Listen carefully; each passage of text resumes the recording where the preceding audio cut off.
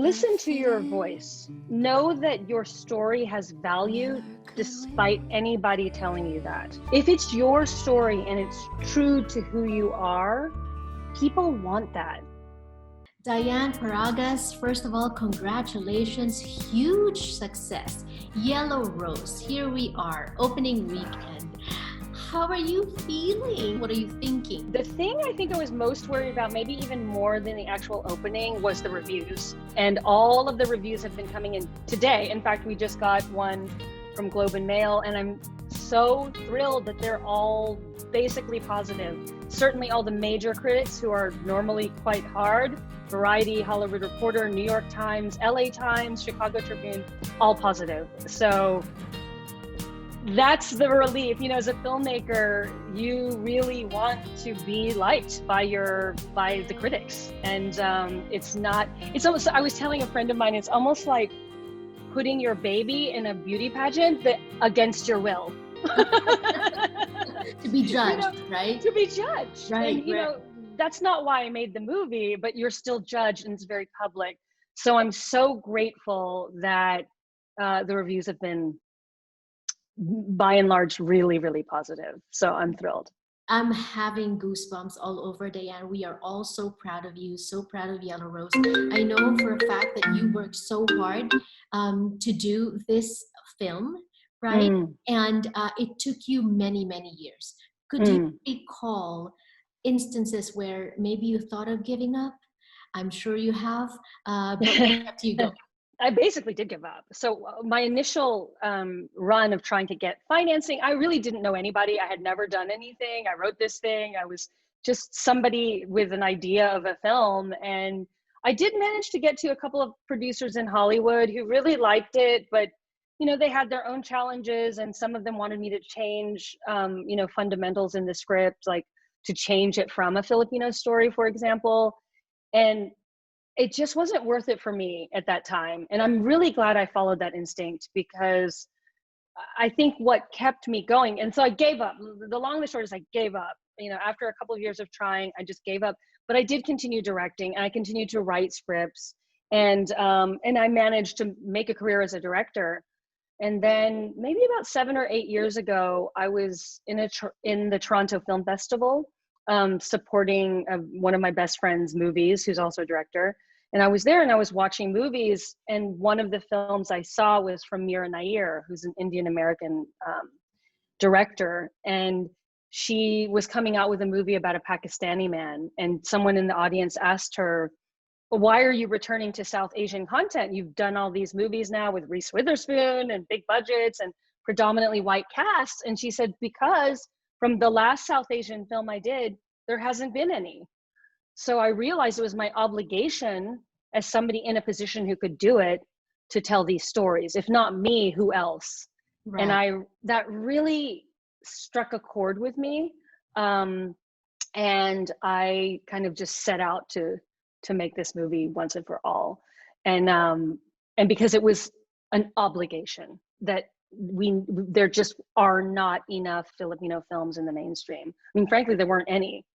There's Filipino films, but we just don't get, you know, we're going to be in over 800 theaters. That just doesn't happen. So, yeah. And kudos to you for not giving in. It would have been easy that time to cave, to like, you know, okay, you don't want this to be Filipino, I'll change it so that I can get your support. But you didn't. I mean, that's. You know why, Jannelle? I saw colleagues of mine, and many filmmakers will tell you this, they kind of just jump into a project knowing it's not right, but because somebody's giving them an opportunity. But what happens is you are judged on that movie for the rest of your career. And I've seen filmmakers make that mistake and then never make another film again. So I kind of had seen it in my career and in my friends and my film community. I had seen that. And so I said, I'm going to wait to do the film that is right for me. And the time will be right when the time will be right. And what's so rewarding is that the tone of this movie and the message of this movie could not be at a better time. Mm-hmm. I mean, we are all wanting a story of hope. We all kind of are longing for, you know, restoring the dignity of Asian Americans and of the immigrant experience, because we have been maligned pretty much for the last 4 years. And finally, we're on the eve of a historic election that will change the course of this tone that's in the country. And you know, what do we want to define ourselves as Americans? And what do we want to define as the American experience? So for all those reasons, although it took way longer and then added even more time because of the pandemic, Right. you know, we premiered this movie in Los Angeles over 2 years ago.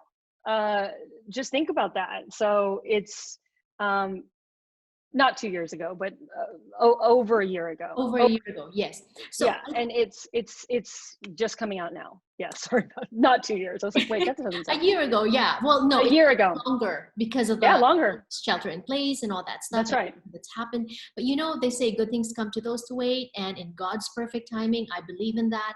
I believe in that. Have your struggles, like if correct me if I'm wrong, the main struggle was getting funding for the film. Yes. You didn't want to compromise with major outfits, so you wanted to do this on your own, and so the first step was to get funding. How did you pitch the story? I pitched it as what it is. It's a very personal story about a girl who grew up in the same place I did. You know, I grew up as kind of one of the only Asians in my school. I used music as an outlet, and this is a journey of a girl who is struggling to find her voice in a world that is exploiting her and rejecting her. And that's basically how I pitched it, and yet nobody wanted to make that. But I think also what I was doing wrong is I was asking permission from the wrong people.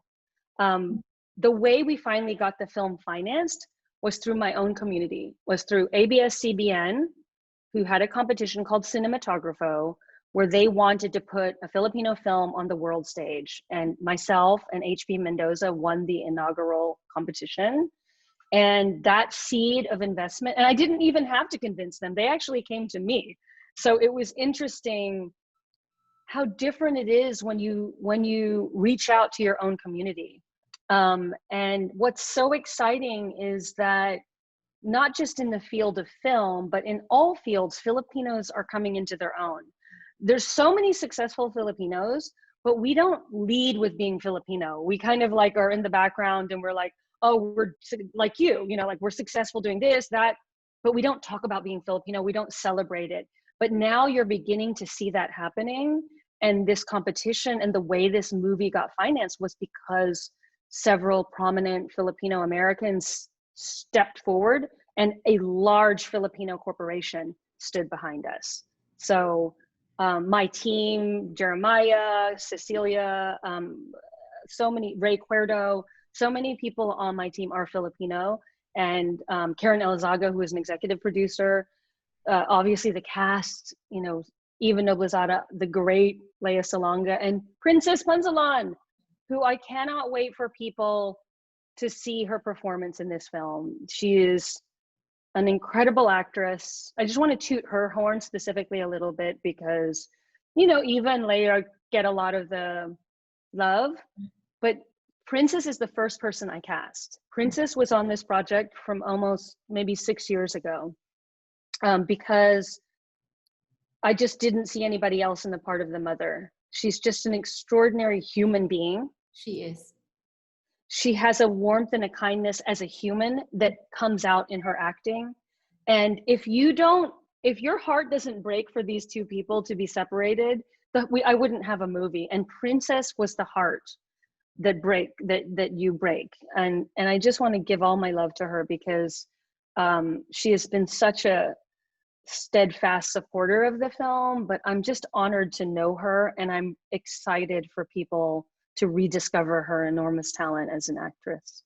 I was just texting with her a few minutes ago. Yes. Long interview as well. Even with just interviews, her authenticity shines. Yes. That's why she makes you want to support her. She makes you want to go behind her and cheer for her. So thank you for mentioning that. Now, with all that being said, and now we're here, like I said, I saw an interview where you talk about the top 3 things, or top 3 most memorable things about this movie. Mm-hmm. The premiere night, Mm. screening for NAFA, Mm-hmm, mm-hmm. and then the last one was being picked up, getting the news that you were being picked up by Sony Pictures. Yes. Could you share now the top 3 things you know now that you didn't know then? I thought you mentioned earlier, you said, go to your community first, which was what you did wrong. Any others? That's definitely one of them. I think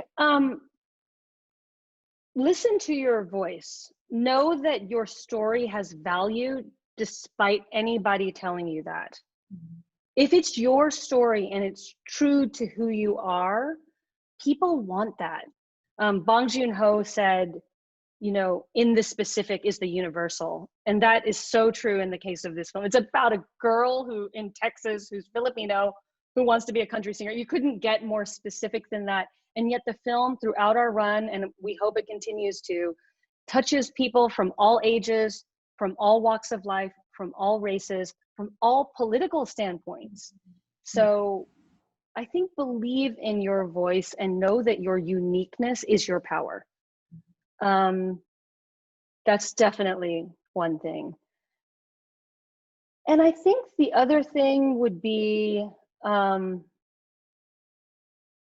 don't ask for permission from outside. Look to your own culture, to your own people. They will support you in ways that other people won't understand. And they will know the value of your story, especially if it's a story of an other, like us, like Filipinos. We are here, I'm so excited that there is a group of filmmakers that we are all friends. Isabel Sandoval, who just had a film come out to great critical acclaim, Lingua Franca, first transgender woman to compete in Venice Film Festival. Ramona Diaz, who has an Oscar contender this year with 1,000 Cuts, and a brave story about Maria Ressa and the press freedoms in the Philippines under Duterte.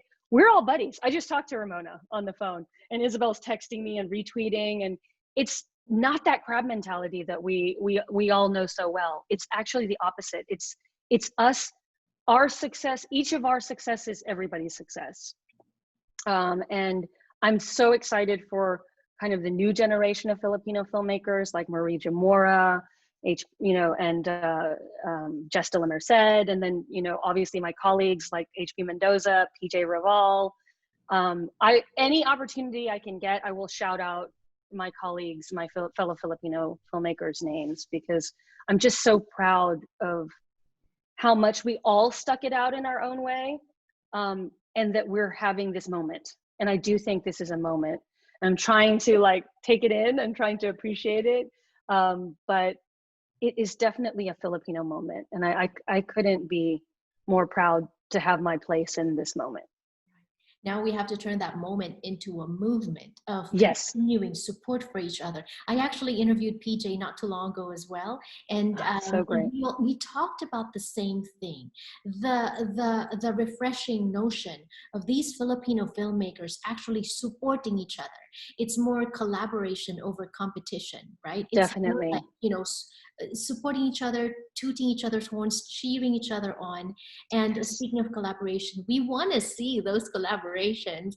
Yes, yes, it's happening. Right. We're already talking amongst ourselves about different projects that either I would produce and somebody else would direct, or I would direct on somebody else's project. So that's happening right now. I'm writing something now with another Filipino filmmaker and writer, Maria Jamora, which is my next film. Yes. So, and she leads this great initiative called Cinema Sala, which celebrates Filipino cinema. So it really is a movement. It really is a group of like-minded, very passionate, very unique storytellers. We all have very different styles of filmmaking, and yet, the world is paying attention, and that's just so exciting and so gratifying. I love it. I love it. Also, I think it's also because you guys have bonded, you guys are Yes, supporting each other, that together we are stronger, right? of course, of course. So I think you answered my next question already, which is what's next for you? What's on the horizon for you? Yeah.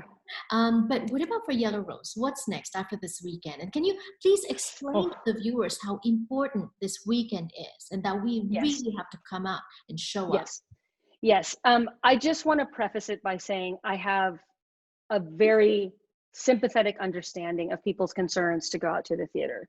I get it, and it really is up to the individual to feel their own safety. That's up to you to know this is safe for me to go. If you do feel that way, and if you feel that your venue is taking the proper precautions and all that, it is so important to support this movie, because Hollywood is a business, and they look at the performance of a film as the number one most important thing. There's doing what's right, and then there's good business. So even though it is in a pandemic, if we can manage to make our movie one of the top movies of the weekend, that will send a message to Hollywood to say, okay, these movies are worth us supporting. Number one.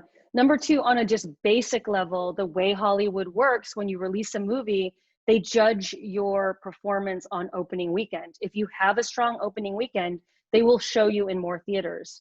So right now we're in almost 900 theaters, but there's more than 2,500 theaters in the country. So if we keep it going, we could be in every theater in the country, in Canada as well. So that's really important too. So yeah, that's what's important about opening weekend. But also, I think it's a moment, it's a milestone. It's a time to celebrate that a major Hollywood studio is backing a Filipino film, and there's a poster in your local Cineplex, a giant poster with a beautiful Filipino woman standing right there looking at you. And that, it gives me chills when I saw people taking pictures of the poster in various locations across the country. I'm like, she looks like me. It, even before you see the film, you feel seen. Mhm. And you can't quantify what that means to somebody. I know that I felt alienated, and I felt bad about myself because I didn't see myself in movies, in television. And you cannot measure how much that means. Now, for those of you where the film is not playing, or maybe you don't feel comfortable going out, you can still support the film. You can even go to goldopen.com. We are the first Filipino film as part of the whole Gold Open lineup, of which supported movies like Crazy Rich Asians, Mulan, The Farewell, and of course, Parasite. We are part of that family of films, and we are the next in line of that generation of the canon of Asian American cinema, which I'm so proud to be. But you can go on goldopen.com and just donate, or you can buy a group of tickets for your friends and go as a group, which is another way of doing it with your friends and family. Or you can buy our soundtrack. So our soundtrack, in addition to the film, is coming out tomorrow. And it's a beautiful soundtrack. It's something, I think you can hear the music a little bit in the trailer, but the single Square Peg is already out now and you can listen to it. But I really feel super proud of the soundtrack as much as I am proud of the film. So there's a number of ways you can support, and then just simply tweeting about it, telling your friends about it, just spreading the word, hashtag Yellow Rose Film, hashtag Yellow Rose Challenge, which is this initiative we're doing to try to make this movie the #1 movie in America.